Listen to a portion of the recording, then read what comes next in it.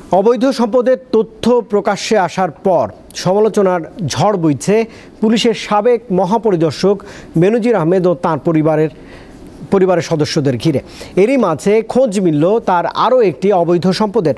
শুধু পাসপোর্ট জালিয়াতি নয়, পাসপোর্টে দেয়া ঠিকানাও ভুল দিয়েছেন সাবেক এই পুলিশ কর্মকর্তা। একসময়ের ব্যাপক ক্ষমতাধর সাবেক পুলিশ কর্মকর্তা বেনজির আহমেদ, একসময় ঢাকার পুলিশ কমিশনার, এরপর র্যাবের মহাপরিচালক এবং সবশেষ পুলিশের মহাপরিদর্শক হিসেবে দায়িত্ব পালন করেন তিনি। সম্পত্তির পাহাড় প্রকাশ্যে আসার পর বেনজির ও তার পরিবার এখন টক অব দ্য কান্ট্রি। প্রভাব খাটিয়ে সম্পদ গড়ে তুললেও পাসপোর্টে গোপন করেছেন নিজের পরিচয়। শুরু থেকে এখন পর্যন্ত তিনি সরকারি চাকরিজীবী পরিচয়ে অফিসিয়াল পাসপোর্ট করেননি, বরং পাসপোর্টে নিজেকে বেসরকারি চাকরিজীবী উল্লেখের পাশাপাশি দিয়েছেন বাসার ভুল ঠিকানা।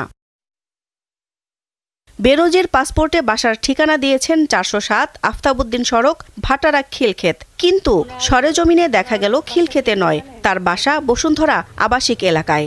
আফতাবউদ্দিন আহমেদ সড়কে ১০ নম্বর রোডে ৪০৭ নম্বর বাসা। ৯তলা ভবনের ৫ম তলায় ২টি ইউনিট বেনজির আহমেদের। তবে ফ্ল্যাটটি বিক্রি হয়ে গেছে বলে দাবি দারোয়ানের। যখন আসছিল না, তিনি আগে যখন যাইব চাকরি দেয় তখন দিয়ে মাসে একবার আইতো, ৪-৫ দিন থাকতো, মেয়ে সহজে পড়তো না, একটা পালাই গেছে, যা নিছে তা জীবন বইতে খাইতো। বিশেষজ্ঞদের মতে প্রভাবশালী কর্মকর্তাদের এমন দুর্নীতি দুর্ভাগ্যজনক। একজন এত বড় সরকারি কর্মকর্তা, একটা গুরুত্বপূর্ণ বাহিনীর যিনি প্রধান ছিলেন, তো তার এত দুর্নীতির বিষয় যখন প্রকাশিত হচ্ছে সেটা খুবই দুর্ভাগ্যজনক। এবং আমি ব্যক্তিগতভাবে তো চাইবই যে যারা দুর্নীতি করে তাদের জন্য দুর্নীতি দমন কমিশন এবং ফৌজদারি ন্যায় বিচার ব্যবস্থার মধ্য দিয়ে তাদেরকে বিচার তাদের শাস্তি যেন দেওয়া হয়।